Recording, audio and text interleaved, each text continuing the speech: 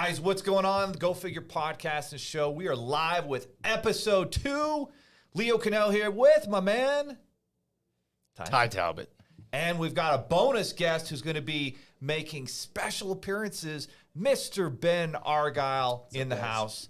Ben's going to say funny and crazy things, so he's going to add a lot of value to the show and the podcast. Let's get right to the topics, trending topics. What's going on today? Again, this podcast is for those who want to get their money right, those who want to create an epic life for their family, and maybe you are, involved somewhat with our funding company or Funding CEO Academy, or you're just all about getting your money right in that My Figures app, whatever the case. We're here to deliver some value. Let's talk about what's trending right now, my friends. Topic number 1 in the money segment, money. We've got employers are rethinking the need for college degrees in a tight labor market. Ooh, we're going to get into this about college and what's going on. And our next segment is... We're going to talk Week 12, NFL. A lot of movement here this week. Oh, baby. Week 12, what's going on in the NFL, what's going on in our sports segment. And then we got the mindset segment. This one's an interesting one. Hey, maybe you're a relentless small business owner, entrepreneur looking to take that next step, and you're wondering, is it really good for me to go home for the holidays and kind of remember who I used to be instead of who you're hoping or on your way to becoming, and friends and family kind of remember you a certain way? We're going to talk about whether you should go home for the holidays if you're an entrepreneur on a journey, or whether maybe it makes sense to not do that. So big topic there. And then we're going to talk about China. Have they had enough? Do the people truly want freedom? Oh, baby. We're going to talk about China. China, my friends. So China, that's going to be fun. Do they want freedom? There's been some crazy protests, crazy things happening over the weekend, right, Ben? This is crazy stuff what's going on in China. All right, our next segment is the family segment, and this one's interesting. Ben, we were just talking about buying homes, whether it makes sense, is a good time to buy. And right now, the question is the American dream dead? Is the dream of home ownership disappearing? Because right now, as mortgage rates rise, a lot of people are choosing to rent homes rather than buy them because it doesn't make as much sense. And then our final segment of this show, we're going to talk about the actual meaning of financial freedom. And that's going to be fun here because we've got different generations. I'm 42 in that 40s generation with 5 kids. Ty is just turned the magical number 30, and we'll have 2 kids here just in a short minute. And Ben has no kids in his early 20s here. And you're still in your early 20s, right? Yeah, 25. 25? Ben was, you were like 20 when we first hired you, weren't you? Yep. Unbelievable. All right, guys. Well, let's jump into the money segment here. Employers rethink the need for college degrees. Guys, this is a Wall Street Journal article. Love the Wall Street Journal. Employers are rethinking the need for college degrees. And here are kind of the main points. Google, Delta, and IBM are now saying a college degree is no longer needed. There's a story about this lady named Lucy. Let me tell you about the story real quick. So she won a scholarship to attend a Women in Computer Science conference, and then she learned about this IT internship at Google, and she eventually says, screw college, drops out of college, and goes through this little internship program with Google. Fast forward a couple years later, she's got a 6-figure job at Google, no college degree, and that seems to be a trend that we are definitely seeing happening right now. And of course, we're going to talk about the fact that there's a boatload of student loan debt. Guys, we look at, thousands of credit reports every single month at 7 Figures Funding, and one of the biggest things we see is student loan debts. So let's talk about it. Like, is college worth it today for most people? What do you think, Ty? I'm going to give that answer that everyone hates and say that it really depends, right? There's a lot of professions where absolutely, right? If I go to the doctor's office and that doctor's like, yeah, I did some Wikipedia searching and looks like you probably have strep throat, I'm not going to be feeling too confident. But at the same time, a lot of business professionals, a lot of marketing professionals, I don't think that they need to go to college and learn how to draw pictures so that they can get their degree to practice marketing, right? Those are the ones that upset me. No question. And that's kind of the thought, right? There are different professions where you got to get the college degree. If you're going to be a doctor, if you're going to be an engineer, a lawyer, I guess teach a school, become a professor, then of course you've got to get that piece of paper. That's how those programs, how those professions work. But if you're going into business or marketing or social media, like those industries and professions are changing so fast right now that regular college can't even keep up with it. And then how often, Ty, do you feel like people are being taught about business or marketing or even entrepreneurship by someone who's actually never even worked a real job? Every day. Every day it's happening. So we're being taught by people who've never been in the real business world, who work 25 hours a week, kind of half-assing it, teaching you about college. And obviously a lot of these colleges, have some crazy ideologies and ways that they think that might not quite be as accurate as what they're portraying. But certainly when it comes to business, like there's nothing more powerful. I remember I was sitting in, it was like a marketing class, and this is the University of Utah back in 2001 or two. No, it would have been 2002. So it was 2002. And this dude walks in and he's like, hey guys, guess what? That piece of paper you're working so hard to get, it's going to mean a little bit, but not a lot. Your experience in business is going to mean a lot more. And so I go and I start this painting business for this little internship company called CollegeWorks Painting. I'm going door to door. I'm doing sales. I'm doing marketing. I'm hiring these painters. Luckily, I spoke Spanish, or I would have been totally screwed because these guys were amazing painters. I was a terrible painter. But learned how to start that business, and that's when I got this entrepreneurship, become a business owner vision, and it was that experience that made all the difference. Yeah, and I think that, there are certain things I think back about my time going to college, and yeah, there are a few things that I learned that were applicable, but guess what? Every single one of those things were once I reached the point I was actually in business school.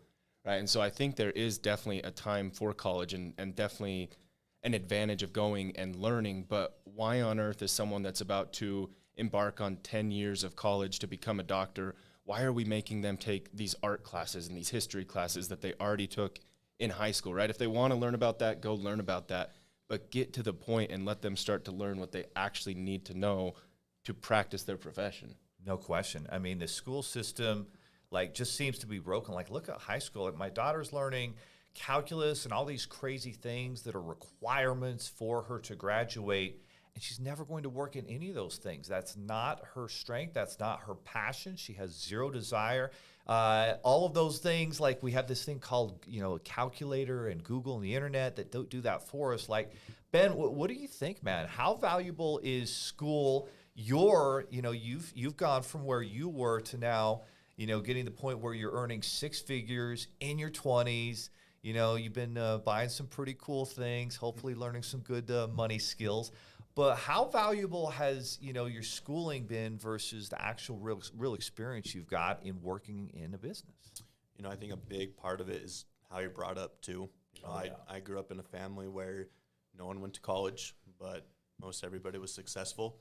And it's just kind of what you're driven to do. Before in high school, I knew I wasn't going to college. I knew I had a certain path. I focused on that, and I think it comes down to your mindset, because if I had a mindset of I wanted to go learn, put it in the work in college, it'd be a bit different, but that was totally out of mind. Yeah. Case in point here, Leo. Let's try something, because Ben and I, we're actually cousins, right? Similar upbringing. The most successful person in our life for many, many years was our grandfather.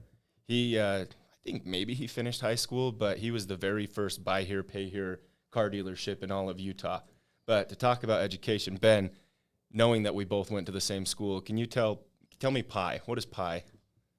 Let's hear the digits. We learned a song about it, right? 3.1492. 3.141592. How many times have you used that in your real life? Last weekend. Yeah. Some pie. Yeah, there you go. Pumpkin pie, 3.141592 slices. That's how applicable school is, and it's taking storage in your brain. Goodness. 100%. So, and it's a lot of it's still memorization, regurgitate. Like that used to matter back in the 80s and 90s because if you could regurgitate the crap that they were teaching you, cool, that made you kind of powerful. But then there's this thing that they came out with. It's the cell phone connected to the internet. And I can get those answers. Like, it's crazy. Like, my 10-year-old will ask me this question. I'm like, what are you asking me for? Ask Google. Google knows everything, right? There's no need for people not to know. And so now what becomes more important isn't to memorize crap, but actually to be able to make great decisions and have a vision and deliver value to and learn how to sell. Like, how much is selling even taught in school at all? Not for me. And how much has selling made you guys? At this point in my career, at least 1.5, if not more. I mean, like the majority and every successful business owner out there has to be able to sell, right? You've got Elon Musk, who's been able to create this amazing car that's electric. He has SpaceX, and he's constantly having to convince people. Sales skills are so valuable. Obviously, everything we do in life is related to sales, and yet again, it's not taught in school. Credit, we talk about this all the time. Credit is not taught in school. Money, finance, all these things. And there's some really good universities, here in Utah. You went to BYU. I went to Utah, which is funny because, BYU and Utah usually hate each other, but, we work well together. My wife loves BYU too, by the way. But they still aren't teaching the most important things. Those are the things that should be the required, general electives that you should be learning about, and yet they're not. So anybody, hey, if you guys are watching this, share your comments. We want to know what you're thinking. If you're watching this on the replay, we will check these replays out as well in the comments that you share. But let us know what your thoughts are about this topic. And I think in a lot of ways, college is not the right fit for a lot of people. If you're going down one of those traditional routes, you want to become a doctor, an attorney, etc., obviously that's the way to go. My son, Lucas, who's worked for us for a few years at Seven Figures Funding, is studying engineering. Okay, you've got to get that engineering degree if you want to become an engineer. That's how those programs work. Fine, that's great. But if you're going into business, marketing, sales, some other things, maybe something you should reconsider. And there's a lot of online programs that you can actually learn a lot more from. All right, time to go into our sports segment. Ty, what is going on in Week 12? What are the updates here? And, boy, what's happening? Well, Thanksgiving was awesome. That was a great day of football. The Lions found a way to lose again. Somehow they are the best team in the NFL at finding ways to lose. Our guy Jamal Williams, BYU product, found a way to get in the end zone again, so that was great. He's having a great year. Yeah, it was. I loved how the NFL put a lot of attention on John Madden. Like, that guy loved Thanksgiving, and it almost made me emotional when they were doing that. Yeah. John Madden, they were remembering him, and his son was the one that was talking, and it got pretty emotional, but it was an awesome day for football. The Cowboys look pretty good. They looked good. Look really good, and got a little scary, but the bet advice I gave last week panned out. Vikings came out on top. Yes, closer game than I thought, but they took care of business. They did, and the Bills. I was watching that Bills game, streaming it to my phone, and when I go to Idaho for Thanksgiving with my wife's family, they always kind of like occupy the entire local LDS church there. And we go in there in the basketball area there, and no TVs, but luckily, boy, just magical, that NFL app, you can stream it. And so we were sitting there watching as the Bills, it was like 30 seconds left, and Josh Allen delivers a strike to Stephon Diggs, and they take it down. They kick the game-winning field goal after who are they playing? The Bills are playing the Lions. Oh, there it was. Yeah, they were playing the Lions. Yeah, the Lions were playing really well, and they tied it up, and then, of course, the Bills won the game. So that was a great game. Vikings with a huge win. Cowboys, big win. All right, so for a lot of this season, I've been thinking, are the Eagles for real? Are they really legit? Are they going to be one of those top teams that goes into the playoffs and loses? Where do you think the Eagles are at? Obviously, Jalen Hurts had a monster game. you know, this may not be a popular opinion here, but I still think the Eagles are just okay. Their schedule is not great. It's a very easy schedule, and this is not a good Packers team. This is one of the worst defenses in the NFL, and a very mediocre offense with a broken Aaron Rodgers, and that was still a very close game. Yeah, I mean, didn't Green Bay still score like 33 points? Yeah, it was right there till the end, a one-possession game, and you know the key with beating the Eagles, like we learned, that was 2 weeks ago, you've got to have linebackers that can run, and the Packers don't. They've got those big bruisers that couldn't run with Jalen Hurts. That's it. Yeah, if you've got an athletic, linebacker in that front seven, and you can stop the run, I feel like that's where you can if you make them one-dimensional and they can't run the ball, and they've got to throw it, and you stop Jalen from running, which is way easier said than done because he's a tremendous athlete. Yeah. I didn't know he was 6'1". I don't know. I thought he was maybe 6'3" or 6'4", but this dude's 6'1", 225, in amazing shape, and playing, really, really well. You know who else is playing really, really well? Tua. Yeah. Talk to us. What is going? Is Tua an MVP candidate this year? You know what's going to hurt Tua when it comes to the MVP voting and whatnot is those games that he missed during that whole concussion protocol. That was crazy. Issue. I mean, statistically though, yeah, he is putting up MVP type numbers, but unfortunately, because he plays for the Dolphins and because he missed those 2 games, nobody's going to vote for Tua when Pat Mahomes is having the kind of season he is. That's true. Patrick Mahomes is playing unbelievable, lights out. My 10-year-old who's a quarterback loves this guy, just always trying to imitate everything he does, and just such a great leader. And we were talking about this last week about the leadership where when things go wrong and they lose, Andy Reid's accountable. We talked about Patrick Mahomes follows that example. He takes the blame when things don't go well. And then he gives the credit to everybody else when they get these wins. And then you look at someone like a Zach Wilson of the Jets who got benched. And is Zach Wilson done? With the Jets, yeah. Oh, that's too bad. That's too bad. A lot of people in Utah obviously rooting for Zach Wilson, maybe especially at the beginning of his career, but he's kind of losing that luster. And certainly seems like he's lacking some values and principles that it takes to lead. Ben, any thoughts about this football season? Anybody you like out there? Any players that have caught your eye and you're like, dang, that guy's playing well? Not really. Haven't been following too much, but get to go to my first game next weekend, so pretty stoked about that. Oh wait, what game are you going to? We're going on the Dolphins 49ers. Oh baby. Okay, what about these 49ers, Ty?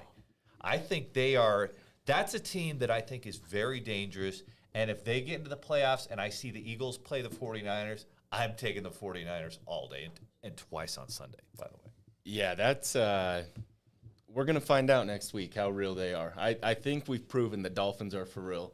There's no question about that. The 49ers have been making statements, but I mean, shutting out a very, very, very poor offense in the Saints. I mean, the thing is they did drive multiple times, got into the red zone, but then credit to their defense. They stepped up, they made plays, and they shut them out.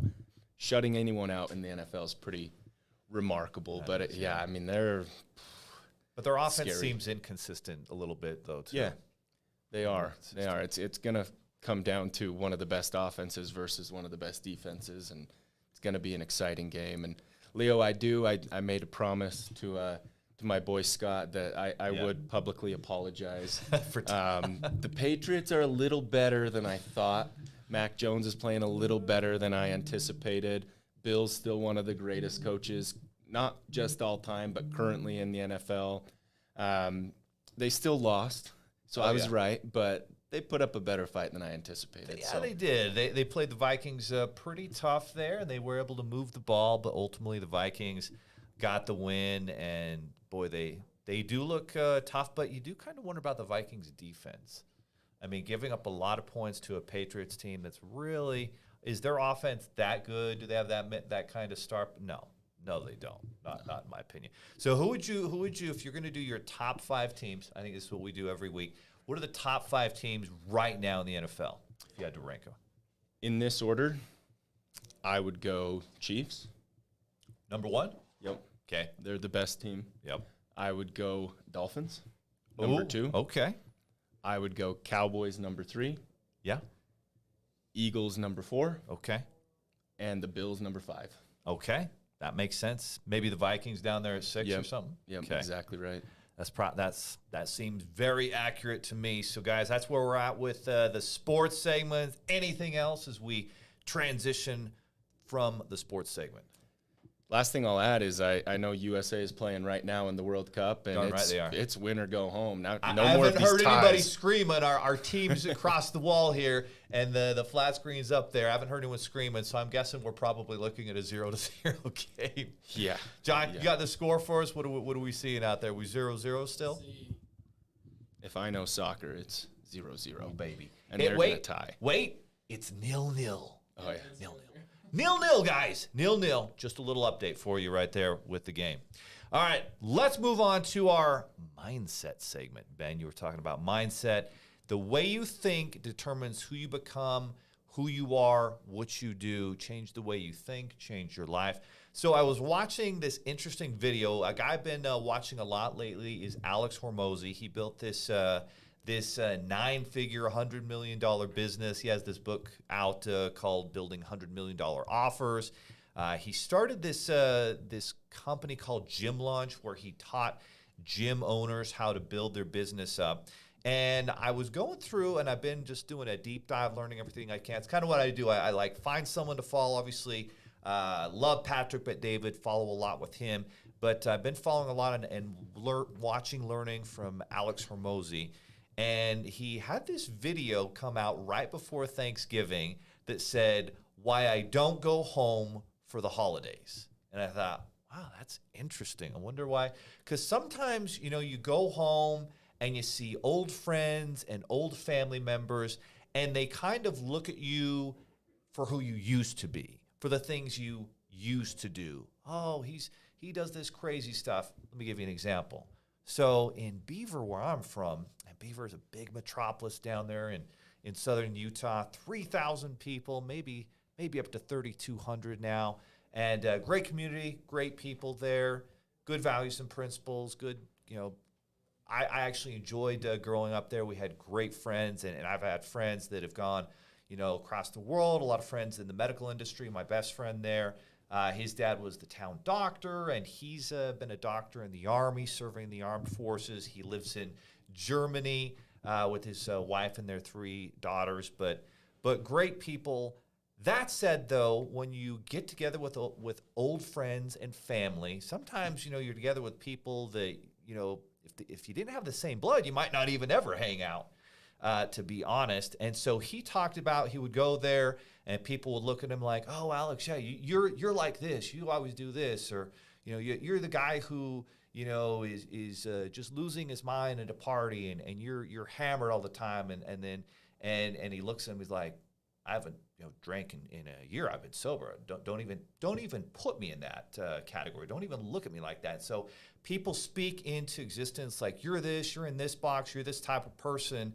And if you're really living life right and you're growing and you're changing, sometimes you go back there and it's not a good situation and it puts your mind in this.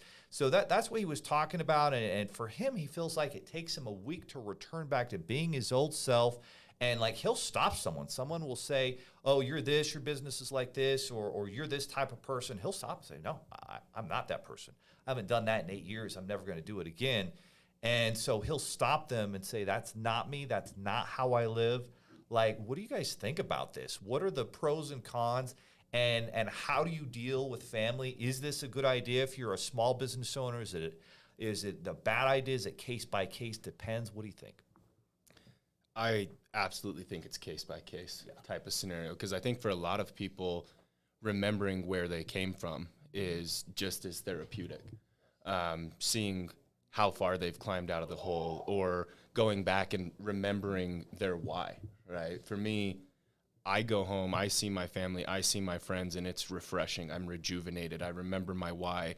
I remember the goals that I set as a young boy. I go see my old bedroom, and I have these flashbacks, and it's very, very refreshing. I agree, and I think there's an opportunity there. There's an opportunity to be a positive influence and help someone. As kind of a weird, crazy example, so we went back to Idaho, where my wife's family is from, and one of her family members had actually just gone through this crazy thing in the last week where literally an ex-boyfriend had pulled a gun on her and stuck it at her head. And she's sharing this with us, and it's emotional. And so for us, it was an opportunity. How can we support and help her and the rest of her family? And her parents got divorced, and things have not been easy for them. And so we really, as a family, tried to, how can we support? How can we help her? And then how can we be a positive influence and share values and principles? There are people that have had the toughest upbringing and have been able to come out of it and realize who they are, and then they help others do the same. And I think that's the opportunity too. Like, we've got to be strong enough to help some of these people out of these situations and then teach them the same things. Like, obviously this podcast, we talk about money, and there's a lot of misinformation about money and credit. And so I feel like that's part of our calling, is to teach them and to help them and support them. And Ed Milet talks about this all the time. He says sometimes it's your job to become the one in your family, the one who leads, the one who sets an example, the one who does build that business empire, that does make a positive impact, that teaches others. I was watching this webinar called Generational Wealth, how to create generational wealth for your family. And it talked about families like the Kennedys and the Rockefellers and the Vanderbilts and the Carnegies, who built these empires, but then they would teach their family members and their relatives, and it would kind of bring everybody out of poverty and all these difficult situations that they were in. And that's your opportunity, I think, where you can share your mindset. Ben, what are some of the important mindsets? I mean, you're young, successful, getting better every day, every year. What are some of the mindset principles that people, especially in their 20s, there's a lot of lost young men out there, and that's why a lot of them have gravitated to people like an Andrew Tate. What are some of the mindset principles that you believe can help 20-year-olds, especially young men, to get their life in a right place and find success and happiness? I think my biggest mindset is just always, my grandpa always liked to tell us, growth. If you're not growing, what are you doing? And as long as you're trying to improve yourself, improve people around you, and learn at the same time, I think that's just the number one I focus on. I think I was seeing a cool video the other day on my thread that talked about the three classes, the lower class, middle class, upper class. And it really just comes down to not how much money you have, how much money you make, but it's your mindset about the money. The lower class is more so mindset of, I need to make money to pay bills. Middle class is more so, need to make money, earn good credit so I can use my credit to buy things to pay it over time, things I want. And then the rich, the upper class, they're all about making their money, make money for them. And it's just the mindset of what you look at money as. Oh, that's so powerful, Ben. Beautifully said. People are just trying to get by, pay the bills, kind of in that lower. Oh, now I need to build my credit just so I can buy and have stuff and keep up with the Joneses. But the top 1% are, how can I get more money to buy more assets and things that make me money? 100%. Because as Warren Buffett says, if you're not making money while you sleep, you will work for your money for the rest of your life. Ty, what are some of the mindset qualities you've seen that have made a massive difference in your life? I would say the biggest mindset piece for me that I've constantly hit on and I have to work on and remind myself every day is just being dependable, ultimately doing what I say I'm going to do. And whether that's for my wife, for my son, for my colleagues, for my employees, if you are someone that does what you say you are going to do, you will be successful because you'll gain the trust of everyone around you. They know that they can count on you no matter what. It's so powerful. Yeah. That's number one. And when we started thinking about what are our company values and principles going to be here at Seven Figures, we said, hey, we're going to do what we say we're going to do. And we did that because the previous company we were all a part of didn't do that. They broke their word. They didn't follow through with partners. They didn't follow through with employees. And so for our team and the people that we serve and love, like when we say we're going to do something, we're going to move heaven and earth to make sure that we make that happen. And if something gets in the way, we're for sure going to let them know. We're going to fix it. We're going to do everything possible to make it right. And at the end of the day, when you do that, it puts you in the top 5% of every category because 95% will never do it. They don't follow through.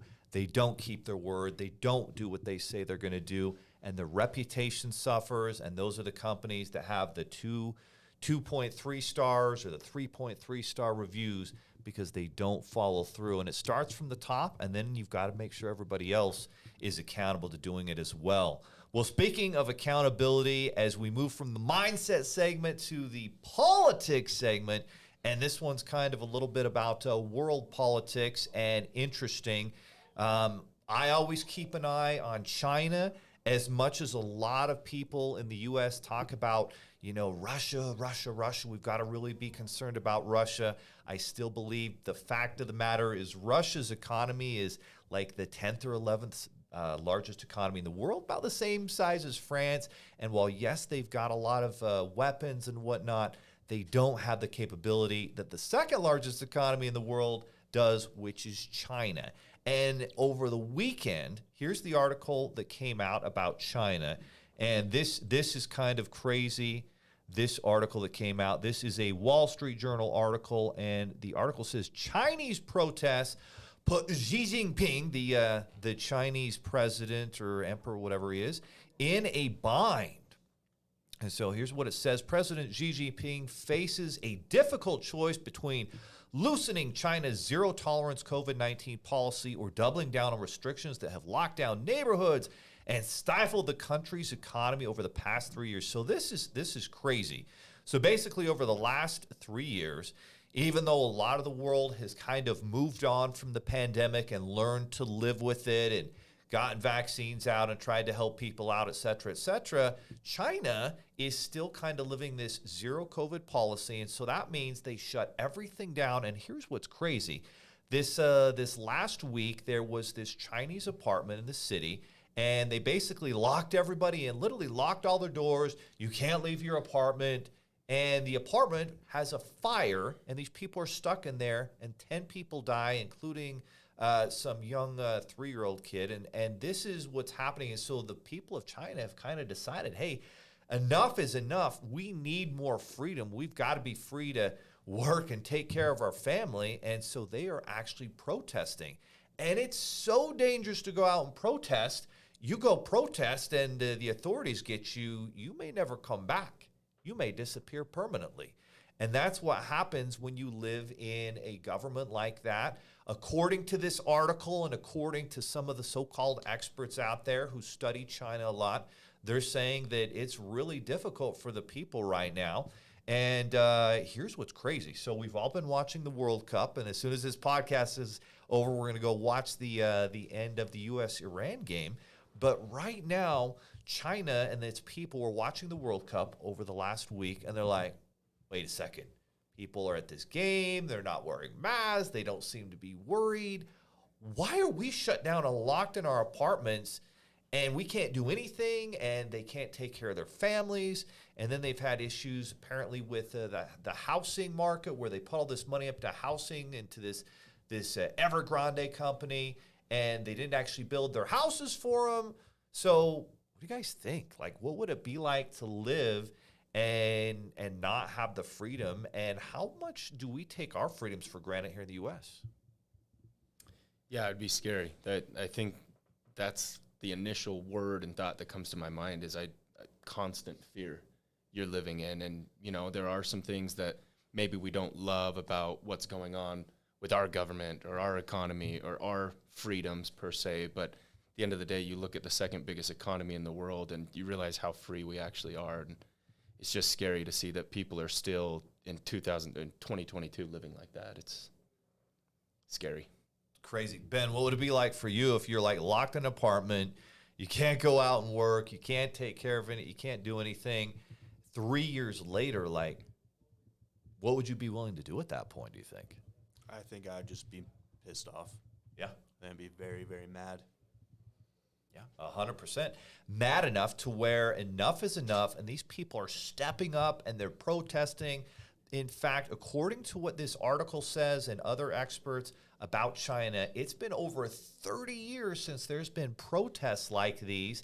And the last time it was in 1989 in Tiananmen Square. And this is, if you remember in history class, where they basically had all of the big tanks, and the tanks are going down, and people are protesting, and these tanks literally just running over regular people who were protesting at Tiananmen Square, wherever that's located in China. And so this is the biggest protesting that's happened. I guess what's baffling to me is you're not hearing a lot about this in a lot of areas. The Wall Street Journal, media companies that love freedom that are talking about it, but you're not hearing a lot of other people talking about it. It was odd to me. I was watching this video of Steve Kerr, the amazing championship coach for the Golden State Warriors, and they asked him about this, and he, the NBA is very much concerned about China. China's a big part of their business model, and he came out and essentially said, well, we don't need to talk about that. Maybe we should be talking about, people with guns who are shooting up malls and how bad that is, and we've got our own problems to worry about, but didn't seem to want to support the Chinese people going for freedom. You guys think about that?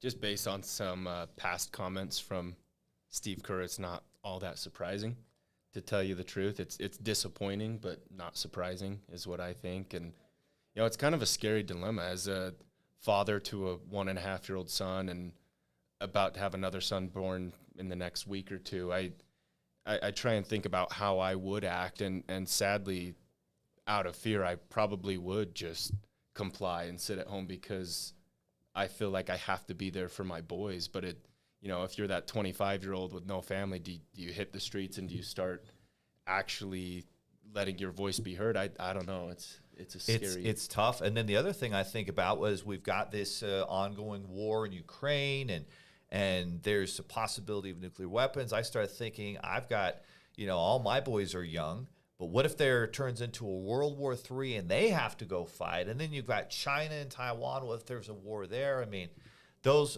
are things I think about. And so whatever we can all do to promote freedom and avoid wars, that's definitely something that I'm all about. So that said, let's transition here into the family segment. And obviously we're all about, getting your money right, taking care of your family. Politics plays its role there, and so we want to support anybody who wants to support small business owners and freedom. That's somebody politically I can get behind. But let's talk about families. Right now, families are dealing with really high inflation. Last week, we talked about the fact that, a lot of families are going to have to get really creative for Christmas. They're going to have to pull back. They're going to have to rewrap some of last year's presents for kids because it's so darn expensive with gas and other things. And a lot of people didn't adjust. They made a little bit more money, and then they spent a lot more money. But right now, mortgage rates are rising, and more people are actually choosing to rent than buy. This is also a Wall Street Journal article here. Cute picture here of the family here and the Christmas tree. And it just says basically, let me pull up some of the highlights here. All right, so there was a couple that had dreamed of owning their own home and putting down roots, but after calculating the cost of a 30-year fixed-rate mortgage on a 3-bedroom home in their market, they instead went with a new community of single-family rentals in a place called Brentwood, run by American Homes for Rent. And just incredible here. We did the math and found the cost of a mortgage, home insurance, and taxes would be $1,500 more a month than the cost of renting a very similar home, says the 42-year-old whose monthly rent is now $2,200 a month. We decided to wait until mortgage rates drop before buying a house. It's just not economical right now. And nationally, it now costs $888 a month more to buy an entry-level single-family home than it does to rent it. Are we becoming a renter nation? Is the American dream of owning a home dead? I don't think it's dead. I just think we're in this very, very unique spot right now where the home prices haven't decreased enough to justify the current interest rates. And so, maybe renting for a short period could be the right move for the time being, because the home prices have to come down to be able to match these increased interest rates. But at the same time, you look at that difference of, say, it's an extra $800 a month, but in all reality, if over the next 30 years you're paying rent versus paying off a mortgage, you can always refi your mortgage, right? Rates drop back down, you refi, you're fine, you're set. But the problem is buying when rates are very, very high and home prices are still extremely high. So I don't necessarily think it's a bad idea to rent for maybe the next 6 months to a year, but I don't think a long-term rental plan would ever be a wise plan. See, long term, you're going to, for most families, the biggest, location of their wealth is found in their home. Like, that's just a fact. And for everybody that did buy in the last, 15 to 20 years that's sitting on a home with a whole bunch of equity into it, they're feeling pretty good about that. And so sometimes what you see in the media, sometimes you want to do the opposite, right? You want to be fearful when others are greedy and greedy when others are fearful. And so I think over the next couple years, if you're out there and you're watching the real estate market, and I know our man Ben here is, and Ty and I for sure are too, you're going to see opportunities to get a good deal on a property come up. Most economists are forecasting a recession. Like, we had a kind of an official recession because we had 2 quarters of negative growth here in the U.S. In the first and second quarter, and then we had growth here in the third quarter. But you didn't see the unemployment. You didn't see the job losses. And so a lot of economists are forecasting you're going to see those job losses happen and unemployment tick up a few percentage points in 2023. And when that does, that's when a lot of opportunities are going to be out there to get a property. So I would say from what we're hearing from the experts is hold tight. And then what will happen is as unemployment goes up, what generally will happen to interest rates? They're going to come down. They're going to come down. Exactly. Oh, we stopped inflation. Inflation's coming down. People are losing jobs. Companies are slowing down. Now we're going to pull interest rates down to increase growth. And when that happens, there's going to be a storm in there that's going to be a good opportunity. And if you're looking, I guess the other thing you're saying here is more people are choosing to rent. A lot of people in your guys' generations, they want flexibility, and they feel like if they have a home, they're kind of stuck. What are you seeing with that, Ben? What is your generation thinking in terms of flexibility and ability to move around? What are you seeing with that?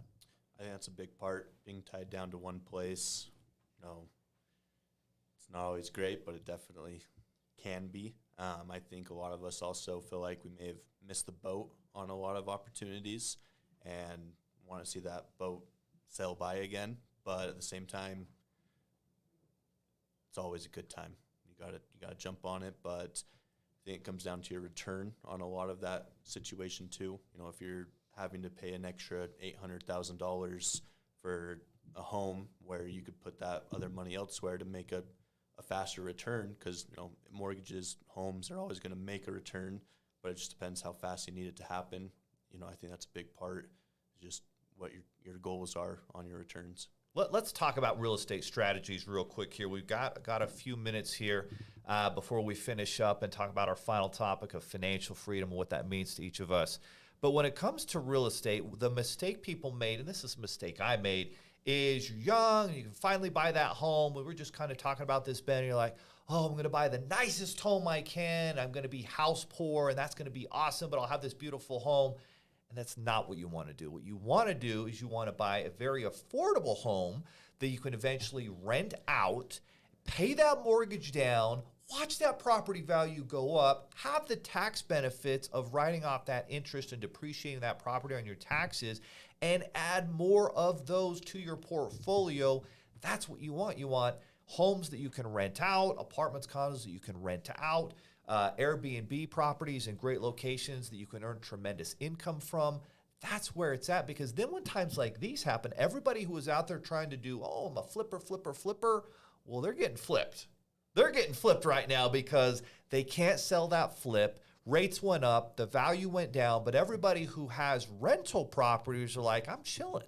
I got my mortgage paid for. Over time, I know I'm going to win. Properties are going to go up over time. They might come down a little bit for the next year or two, and then they'll keep on going back up. I'm going to make my income. I'm going to write it off. I'm going to have tax benefits. I'm going to win this game because it's a cash flow deal. Ty, you did exactly that. Tell everybody what you did and how you build a real estate empire. Yeah, so I bought my first home in 2014, and it was a pretty bummy house. And I lived there for quite a few years. I think it was 3 or 4 years, and I did the whole fix it up while I lived there. And I was making really good money and constantly had to live with the, man, homes are so cheap right now. Ty, you're making such good money. Why are you living in the shithole? Well, I had a plan. I had a game plan that I wanted to execute. I had goals. I had visions. And so I did the old, fix it up, rent it out, move to the next one, leverage the HELOC on that property and get a rental property, leverage the HELOC, get another one. So at this point now, I've gotten to the point where I have 2 1/4 single families that are rented out, and then I have 4 different Airbnb properties, a handful of them with you. And one of the biggest things I would say is just understanding the current economy, understanding the current real estate market. One of the most recent strategies that we took advantage of is understanding the way seller financing works. Oh, yeah. Right? It's a huge advantage right now because rates are so high and the housing market is still oddly competitive in this weird way. And so what we did is we went out and we found people want to do seller financing so they can get that lump sum payment and still make that interest instead of the bank making it. And so we're finding a home, recently dropped their price. We go to them and say, okay, well, we'll pay you that initial amount. We want seller financing with 2.99 over 5 years, then we'll refi it. And we've been able to get into a property. I have a close friend that's doing this all day, every day, and he's making awesome. A killing right now. So find those seller financing homes right now if you do need to buy. It's all about cash flow, getting into properties that make way more than what your expenses are, the mortgage, the taxes, the fix-up. You're going to have a great benefit on your taxes, and add those. If that's all you did, that's how people earn, wealth, and that's how they obtain financial freedom, which is our final segment and topic here. And this is our freedom section. So it's our final section of the podcast here. Freedom. What is financial freedom for you? Define it. How do you know if you've got it or if you're getting close to it? Let's start with you, Ben. What is financial freedom to you, and how would you define it?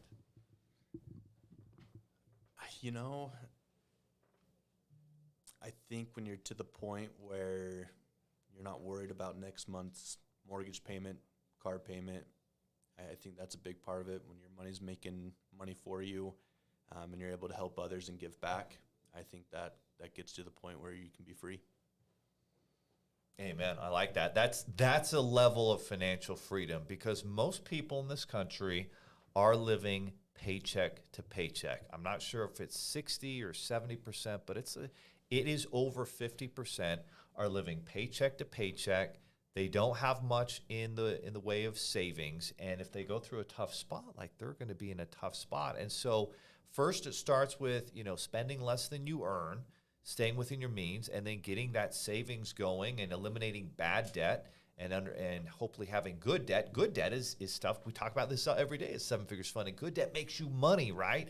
Money that you take out for a business, for that real estate rental property. Good debt, money that you take out to keep up with the Joneses and have that expensive home, expensive car, the vacations, the clothes, the furnishings, just basically flushing your money down the toilet. And when you get to a certain point, of course, you can get those things, but it always comes down to being able to sacrifice and basically, forget what the term is, but this term where you're waiting for the better time to do it, and you're putting off your you're delaying your gratification, delaying that instant gratification for something much better. How would you define it, Ty?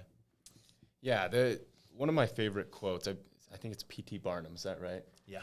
P.T. Barnum says, money is a terrible master, but an excellent servant. And for me, financial freedom is when I have zero feelings whatsoever of being a servant to my money. When I am a true master of my finances, of my money, of my net worth, that's financial freedom to me. But beyond that, not just the money, having a skill set that I've developed that I know I always can go out and earn and generate and make more money if I need to, that's financial freedom. No question. And that's where you talk about a lot of successful people. Like, if I lost it all today, I'm not afraid because I have earned all of these skill sets that are valuable in terms of being able to sell, in terms of creating products that change people's lives and how to deliver them. I've got the right values and principles to attract and build a team. Those are the things that are going to create financial freedom. And for me, as I define financial freedom, I think about being able to look at the first day of a month and know that I have enough recurring revenue, passive income coming in from business, from real estate, that no matter what, the bills are paid for. I've covered my nut, as Kevin Leary says, and I don't have to worry about those things. But you have to constantly be building it. You know, everybody who says, oh, I'm going to retire and live on a beach, and you see a lot of those people try to do that, they lose momentum and then eventually are brought back because they stop taking the actions that got them to that place in the first place. And that's constantly getting better. That's adding to your cash flow from properties, from businesses. It's constantly adding value. It's building a personal brand. That's a requirement today. You have to build a personal brand. You have to build your business brand. And it's constantly building up your network, which is your net worth. If you want to be successful, hang out with 5 really successful people and follow what they're doing, and you will become that person. And that's why, you know, who you hang out with and finding good and great mentors is so important. Well, guys, it's been an amazing episode 2 on the Go Figure podcast. Guys, if you like this, make sure you subscribe. Share this with other small business owners, entrepreneurs, those who are looking to get their money right, those who want to create a better life for their family, those who want to have the right mindset. And let's build this community up here. As we build this community up, we're going to have events in the future. We're going to continue to obviously talk about what it takes to get your money right. And of course, you can also check out the myfigures.com money app as a great start to start getting your money right. It's funny, I was going through the spending portion of that app just yesterday on Sunday, and it was crazy. I was identifying all these different ways that I was kind of wasting money that I need to eliminate, and it's just such a powerful way to get your money right. So take action, my friends, and we will